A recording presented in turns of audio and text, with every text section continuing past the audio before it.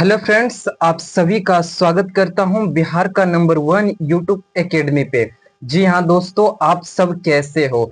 आज मैं Bihar board matric परीक्षा 2026 की जो होने वाली है उसमें जी दोस्तों जिग्रोफी जल संसाधन का दीर्घ उत्तरीय प्रश्न लेकर के आया हूं। जी हाँ दोस्तों, मैं वही प्रश्न करा रहा हूं जो सीधे 2026 के प्रश्न पत्र में आपको दिखाई देने वाले हैं। जी हाँ दोस्तों, तो आप सब हमारे साथ वीडियो के अंत तक जुड़े रहिएगा, क्योंकि मैं जो भी क्वेश्चन आंसर कराने जा रहा हूं, क्योंकि आज मैं क्वेश्चन आंसर 3-4 क्वेश्चन आंसर कराऊंगा जो कि दीर्घ उत्तरीय होंगे, जो आपके एग्जाम में कम से कम 5 मार्क के पूछे जाते हैं। उसके बाद मैं आपको विशेष टॉपिक्स में बताऊंगा, पॉइंट पे चर्चा करने वाले हैं। तो चलिए दोस्तों, हम लोग देर ना करते हुए सीधे अपने मुद्दे पे बात करेंगे, ठीक है। तो चलिए आगे बढ़ते हैं। सबसे पहले यहाँ पे आपके लिए एक मोटिवेशनल लाइन है दोस्तों, जो आपकी हिम्मत को बढ़ाता है। इसे समझते हैं और इस पर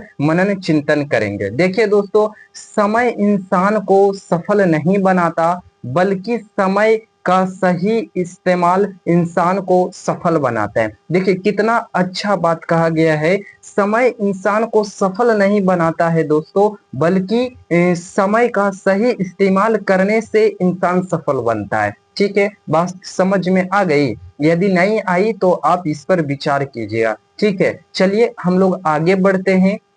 यहाँ पे सबसे पहला जो क्वेश्चन है, यहाँ पे जल संरक्षण से आप क्या समझते हैं, जल संरक्षण के उपाय बतावे। जी हाँ दोस्तों, जल संरक्षण मतलब क्या होता है, जल को बचाना है ना, जल को सुरक्षित रखना जल संरक्षण कहलाता है। तो देखिए, जल संसाधन का नियोजित एवं विवेकपूर्ण तरीके से उपयोग कर जल की बर्बादी ना होने देना ही जल संरक्षण कहलाता है। समझिए दोस्तों, जल संसाधन का हमें नियोजित एवं विवेकपूर्ण तरीके से उपयोग करना है। जल की बर्बादी होने दम से नहीं देना, बिल्कुल नहीं देना है। ठीक है, और ऐसा यदि हम लोग करते हैं तो उसे जल संरक्षण कहते हैं। आई होप कि आपको यह समझ में आ गई होगी। आगे हम लोग बढ़ते हैं। आगे हम लोग यहाँ पे देखते हैं, जल संरक्षण अथवा प्रबंधन के लिए निम्न उपाय किए जा सकते हैं। अच्छा, यहाँ पे जल संरक्षण को प्रबंधन करने यानी कि बचाने के लिए निम्नलिखित उपाय किया जा सकता है। चलिए हम लोग देखते हैं, क्योंकि 5 मार्क का है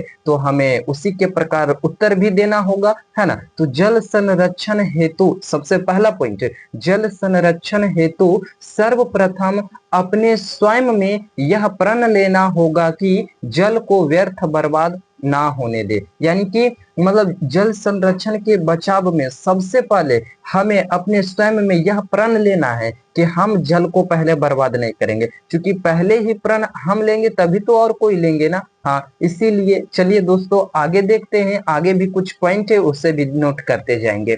दूसरा पॉइंट है, वर्षा के जल को संग्रहण करना चाहिए। यानी वर्षा के जो जल है उन्हें अच्छे से बचाना चाहिए, इकट्ठा करनी चाहिए। तीसरा क्या है, जल का अंधाधुंध उपयोग है ना नहीं करना चाहिए। यानी कि जल का अंधाधुंध उपयोग हमें नहीं करनी चाहिए। यदि हम नहा रहे हैं तो 3-4 बाल्टी से नहा लिए।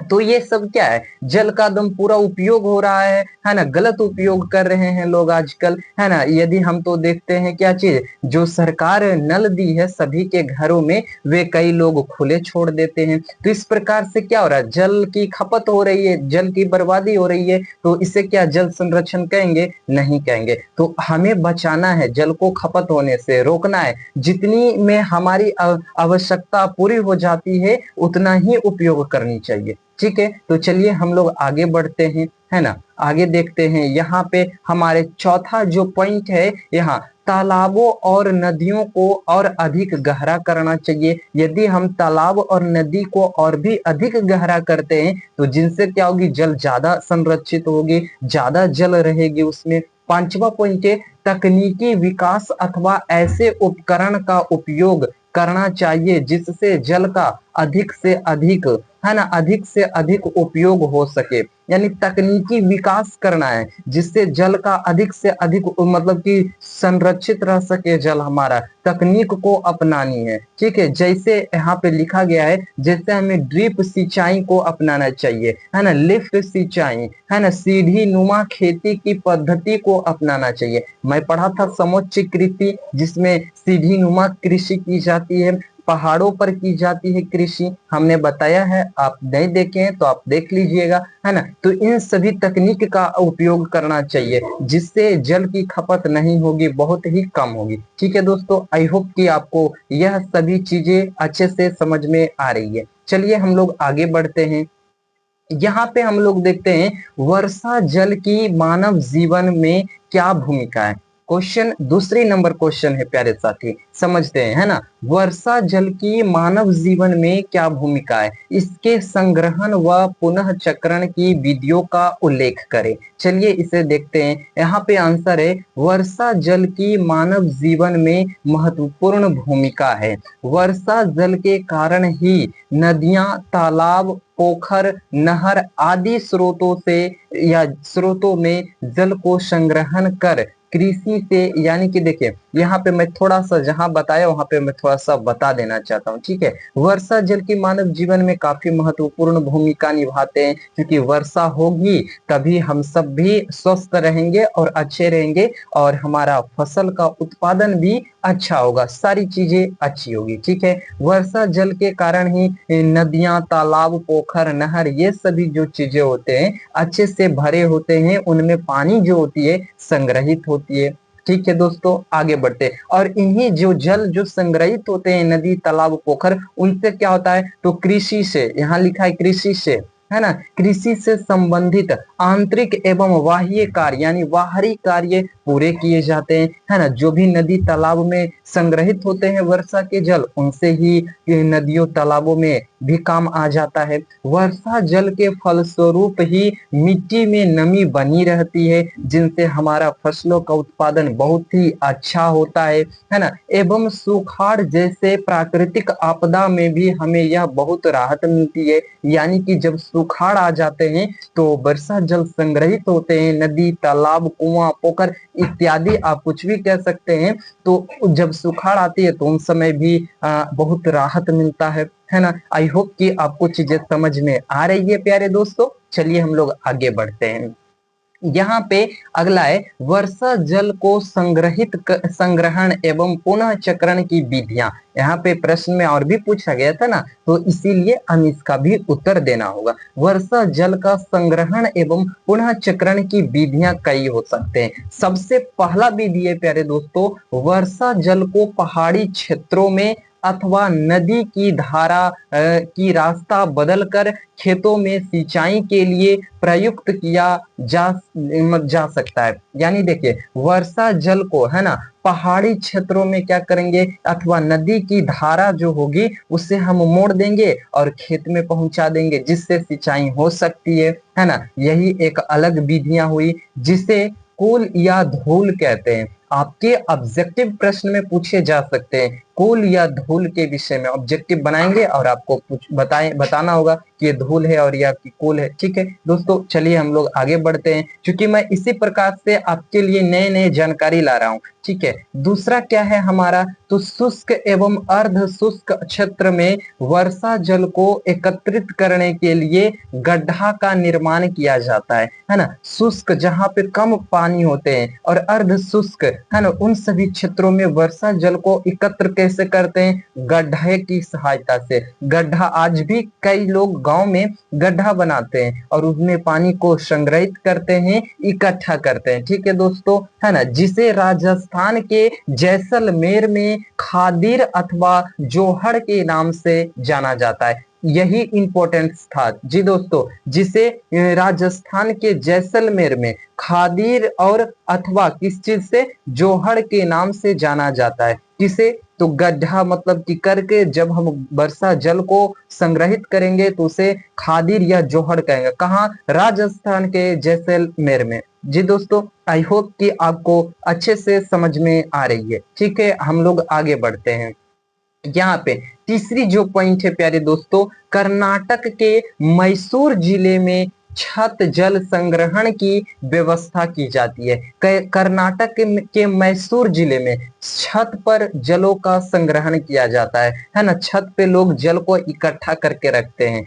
कहाँ? कर्नाटक में, याद रखिएगा। चलिए हम लोग आगे बढ़ते हैं। अब यहाँ से हमारा कुछ पॉइंट स्टार्ट होता है। हमारी 3 क्वेश्चन थी और जो कि दीर्घ उत्तरीय प्रश्न थी। जी हाँ दोस्तों, यदि पूछे जाएंगे तो इन्हीं 3 में से एक आपका इसमें से रहने वाला है। जी हाँ दोस्तों, अब हम लोग जो टॉपिक्स पढ़ने वाले, टॉपिक्स है ना, 3 टॉपिक्स पढ़ेंगे है ना। एक बहुउद्देशीय परियोजना पढ़ने वाले हैं, उसके बाद और भी परियोजनाएं हैं है ना, आंदोलन है ना, उसको भी पढ़ेंगे। फिर आपका आता है और भी आंदोलन आता है, उसके विषय में हम लोग चर्चा करेंगे। तो यहाँ पे बहुउद्देशीय परियोजना है। बहुउद्देशीय परियोजना आपसे पूछे जाएंगे, टिप्पणी में पूछे जाते हैं यह प्रश्न, ठीक है। तो जैसे मैं समझाने का प्रयास कर रहा हूं बहुत ही अच्छे से, ठीक है। जैसे देखिए, बहु का मतलब क्या होता है? बहुत, ठीक है। और उद्देश्य का मतलब होता है उद्देश्य के लिए, ठीक है। और परियोजना का मतलब होता है योजना तैयार करना, या फिर परियोजना भी कह सकते हैं। बहु का मतलब बहुत, उद्देश्य के मतलब उद्देश्य के लिए, परियोजना मतलब योजना बनाना, योजना तैयार करना। यानी बहुत सारे उद्देश्य के लिए योजनाओं को तैयार करना ही बहुउद्देशीय परियोजना कहलाता है। समझ में आई बात है ना? क्या कहने का मतलब, हम लोग देखिए दोस्तों घबरा जाते हैं। हमारा आंसर जो होता है वह क्वेश्चन में ही छिपा होता है, लेकिन हम किस प्रकार से व्यक्त करें मेरे को पता नहीं होता है ना। ऐसे ही ना होता है आप सभी के साथ भी? हाँ, लेकिन हमारा जो आंसर होता है वह क्वेश्चन में ही छिपा रहता है। यदि बढ़िया से क्वेश्चन समझ में नहीं आ रहा ना, तो आप 2 बार पढ़िए, 3 बार पढ़िए, लेकिन वह क्वेश्चन जरूर आपको बन जाएगा, क्योंकि क्वेश्चन में ही आंसर रहता है, ठीक है। इसीलिए देखिए मैं भी यहाँ बना दिया ना। आपसे टिप्पणी रहेंगे क्या चीज? बहुउद्देशीय परियोजना क्या है? तो बहु का मतलब बहुत, और उद्देश्य का मतलब उद्देश्य के लिए, परियोजनाएं मतलब योजना तैयार करना, है ना, कुछ सिस्टम पद्धति जिसे कहते हैं। तो बहुत उद्देश्यों के लिए, बहुत सारे उद्देश्यों के लिए योजनाएं तैयार करना बहुउद्देशीय परियोजना कहलाते हैं। चलिए दोस्तों, मैं इसे अच्छे से समझता हूं। आगे यहाँ पे बहुउद्देशीय परियोजना क्या है? तो यहाँ पे मैं लिख रखा हूं, नदी पर निर्माण किया गया ऐसी परियोजना जो एक से अधिक उद्देश्य को पूरा करता है, जिसे बहुत उद्देश्य परियोजना भी कहते हैं। इस नदी घाटी परियोजना भी कहते हैं। जैसे देखिए, बहुउद्देशीय परियोजना को नदी घाटी परियोजना भी कहा जाता है। ठीक है दोस्तों, आई होप कि आपको चीजें समझ में आ रही है, एक एक चीज क्लियर होते जा रही है। ठीक है दोस्तों, हम लोग आगे यहाँ पे आगे बढ़ते हैं। यहाँ पे बताया गया है, यह परियोजना बाढ़ पर नियंत्रण रखता है, बिजली उत्पादन, सिंचाई की व्यवस्था, जल क्रीड़ा मतलब जल में भी कुछ खेल खेले जाते हैं, उसे ही बताया जा रहा है ना। उसके बाद जल परिवहन, मछली पालन आदि उद्देश्य को पूरा करता है। क्योंकि मैं क्या कहा, बहुत सारे उद्देश्यों को पूरा, तो कौन कौन से उद्देश्यों को पूरा करेंगे ये मालूम होनी चाहिए। तो मैं यहाँ पे बताया, बाढ़ पर नियंत्रण रखते हैं, बिजली उत्पादन पर, ये सभी चीजों पर, सिंचाई की व्यवस्था उपलब्ध कराती है ना, जल परिवहन में, मछली पालन, ये सभी उद्देश्यों को क्या करते हैं? पूरा करते हैं। इसीलिए बहुउद्देशीय परियोजना कहा जाता है। जी दोस्तों, हम लोग आगे बढ़ते हैं इधर। तो मैं यहाँ पे कुछ नोट पॉइंट्स लाया हूं और इससे मैं बताना चाहता हूं। यहाँ पे लिखा गया है, भारत के प्रथम प्रधानमंत्री पंडित जवाहरलाल नेहरू ने, है ना, परियोजनाओं को आधुनिक भारत का मंदिर कहा है। जी हाँ दोस्तों, यह बहुत ही जरूरी है और इसे आप याद कर लीजिएगा, है ना। भारत के प्रथम प्रधानमंत्री पंडित जवाहरलाल नेहरू ने परियोजनाओं को आधुनिक भारत का मंदिर कहा था। जी हाँ दोस्तों, चलिए हम लोग आगे बढ़ते हैं। जी दोस्तों, यहाँ पे मैं थोड़ी सी और भी विस्तार से मैं बताना चाहता हूँ, भारत की प्रमुख नदी घाटी परियोजना। जी दोस्तों, भारत की प्रमुख नदी घाटी परियोजना यहाँ पे सबसे पहले है दामोदर नदी घाटी परियोजना, दूसरा है टिहरी बांध, और तीसरा है भाखड़ा नालंग बांध, और चौथा है हीराकुंड बांध।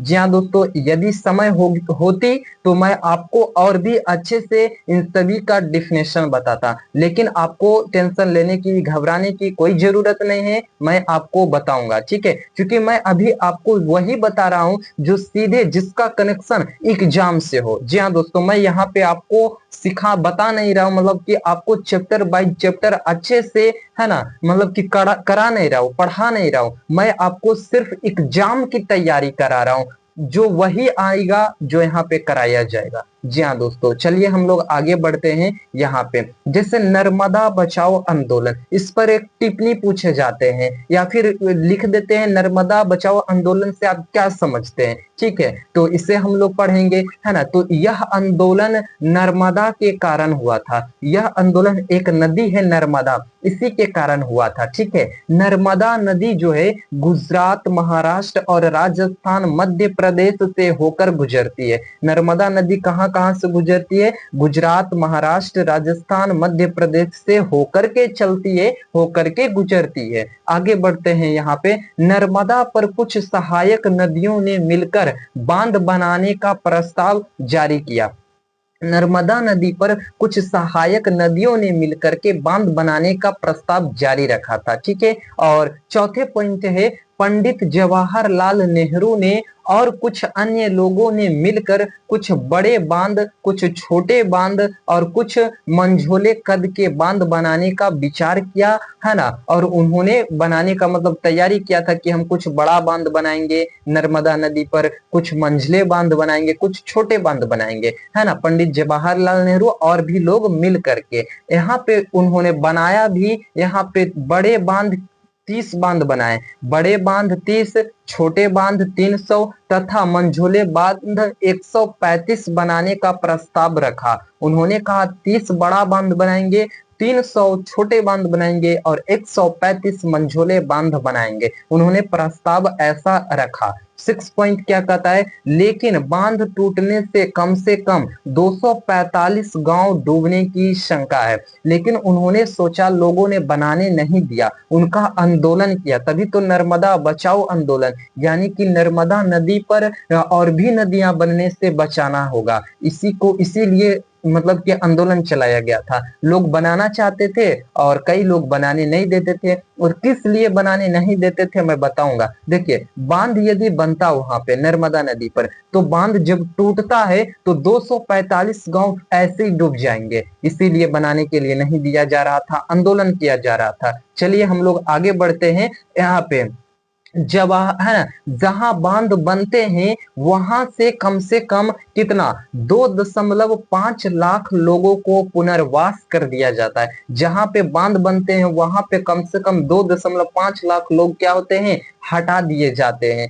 एक वहां से हट जाते हैं, कहीं और भी स्थान अपना चुन लेते हैं, है ना। इसके नेता जो थे मेधा पाटेकर थे, है ना। और 1988 ईस्वी में यह आंदोलन चलाया गया था। तो याद रखिएगा, नर्मदा बचाओ आंदोलन 1988 ईस्वी में हुआ था और इनके नेता मेधा पाटेकर थे। जी दोस्तों, आई होप की चीजें आपको बढ़िया से, अच्छे से सारी चीज समझ में आ गई है। एक और भी टॉपिक से प्यारे दोस्तों, क्या चीज है वो याद है आपको? नहीं है तो मैं बताऊंगा, वह भी आपको मैं बताने वाला हूं, ठीक है। तो आप सिर्फ धैर्य रखिए। सोन नदी घाटी परियोजना, कौन सी परियोजना? सोन नदी घाटी परियोजना, मैं ये भी बताऊंगा, ठीक है। आई होप कि आपको वीडियो अच्छी लगी तो लाइक कर दीजिएगा। चैनल पे नए हैं तो चैनल को अवश्य सब्सक्राइब कर लीजिएगा। थैंक यू दोस्तों। हर एक वीडियो का पैनल पीडीएफ आपके व्हाट्सएप पर भेज दिया जाता है। यदि आपने अभी तक नहीं जुड़ा है तो आप इस नंबर से कांटेक्ट कर सकते हैं, ठीक है दोस्तों। आपने हमारे साथ वीडियो के अंत तक जुड़े रहे, इसके लिए मैं दिल की गहराइयों से आपको बहुत बहुत धन्यवाद देता हूं। थैंक यू दोस्तों।